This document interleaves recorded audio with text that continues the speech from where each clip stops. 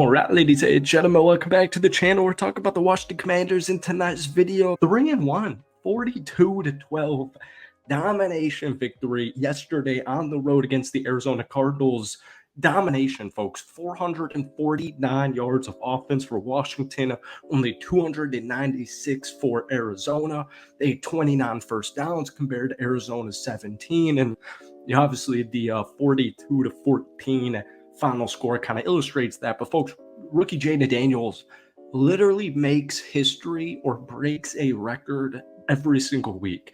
So he has posted the highest completion percentage at 82.1% across any 4 games in NFL history, besting 2008 Peyton Manning, 2007 Tom Brady. He's also scored a rushing touchdown in 4 consecutive games, which means he's the 4th quarterback in the Super Bowl era with 4 rushing touchdowns in his first 4 games.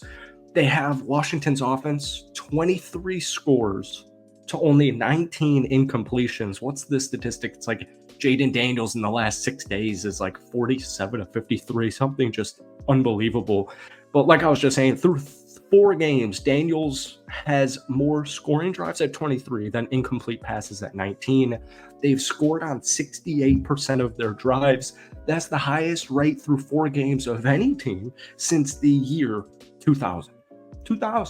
So welcome back to the channel. Obviously, we're talking about the Washington Commanders in tonight's video. But before we do, if you guys enjoy it, be sure to hit that like button, hit that sub button for daily NFL content. Well, we post at least one Commanders video on this channel every single week.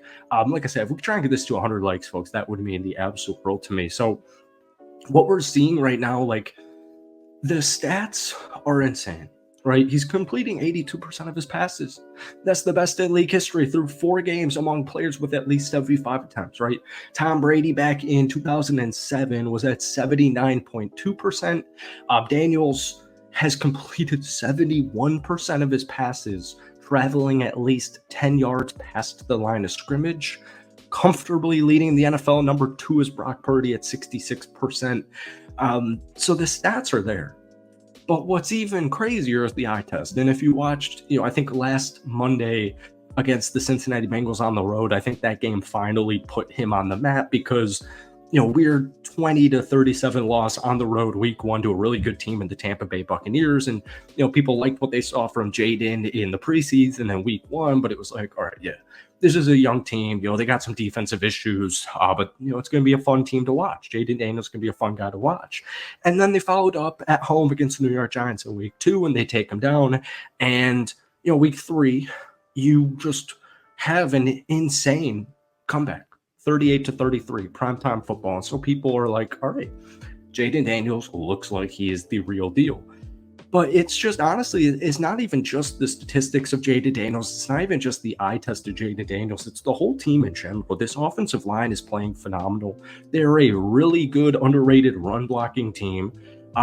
Scary Terry, Zach Ertz, Sicarius, like, these kids can all play. Luke McCaffrey, I mean, these kids, Noah Brown. It's such a team effort. You got your wide receiver number 1. You got Brian Robinson Jr., one of the most underrated running backs in the National Football League, especially this season. The last couple of years, the efficiency just wasn't there because of, honestly, the coaching staff, and it wasn't the best, most consistent offensive line. But Washington's offense they're really talented. And Cliff Kingsbury is quickly making a name for himself as being, by far one of the best, if not the best, offensive coordinator in the National Football League. Ran for nearly 220 yards with 5.8 yards per carry and 4 touchdowns as a team. Brian Robinson Jr. led the way, 21 carries, 101 yards, and a touchdown. Jeremy McNichols, in place of Austin Eckler, had 8 carries for 68 yards, 2 scores off the bench. Jayden Daniels, 47 rushing yards and another score. It is going to get a little bit more interesting because of the schedule. You face Cleveland, Baltimore, Chicago, Pittsburgh over the next 6 weeks. I think that other game is Carolina, and then the other game is the New York Giants again. Those 4 teams we just mentioned are averaging defensively only 18.5 points per game. So some really good defenses coming up here. But you're 3-1. You've won 3 straight football games, and you also don't face the Eagles or the Cowboys, who are both 2-2 until literally week 11. 4 of your final 7 games are against those two opponents. So, honestly, that seemed dicey at the start of the season, but now Philly looks horrible. The Giants look horrible. The Cowgirls look horrible. And you're sitting atop of the NFC East. I know we're only 1 month into the season, and you want to take it week by week, but this team is having so much fun. It's extremely apparent top to bottom. They are focused. Dan Quinn has this team just set. Joe Witt's done a phenomenal job. We'll talk about him in just a second. But Cliff Kingsbury with Jayden Daniels, if we had to overreact through the first month of the season, it feels like Jayden Daniels would be a lock to win Rookie of the Year. But one big thing for the Commanders this past Sunday was the defense stepping up. So this past week, the defensive coordinator, Joe Witt Jr., said his group was not playing the brand of ball that we want. They were last in third down conversion percentages allowed. They were coming off a game where they gave up 33 points, and the Bengals did not commit a turnover. They did not punt. Vice versa. And Witt added at the end of that presser that we're closer than people think. Well, folks, the Cardinals just scored 14 points. They were 3 of 11 on third down.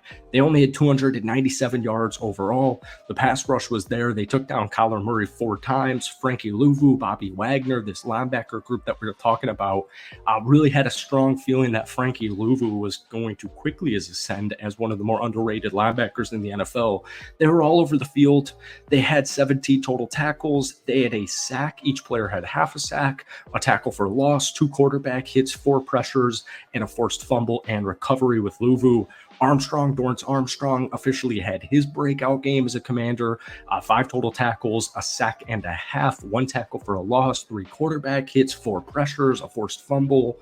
The only issue with Arizona for me, having a crazy edge rusher would be good for every team in the NFL, but this defense is loaded with veterans and guys who are just hungry to kind of change the narrative. I think Dorrance Armstrong's a great example of it. Just a guy who was really solid in his first couple of years in the NFL and just needed a starting opportunity. The only concern for people with the defense has to be the defensive back room. Heading into this weekend, 30th in the league, giving up 263 passing yards per game.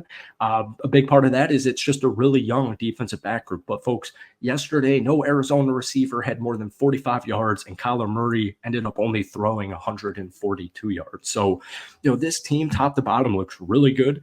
They're probably not going to be a 13 or 14 win team, but the sky's the limit for this season, and the sky's the limit for the next many seasons, hopefully. So that's it for me. Hit that like button, hit that sub button for daily NFL content. But folks, 3-1 through 4 games of the season. If you had to get over ambitious, give me a final prediction win-loss record for this Commanders team down below. If you guys want more videos, let me know as well.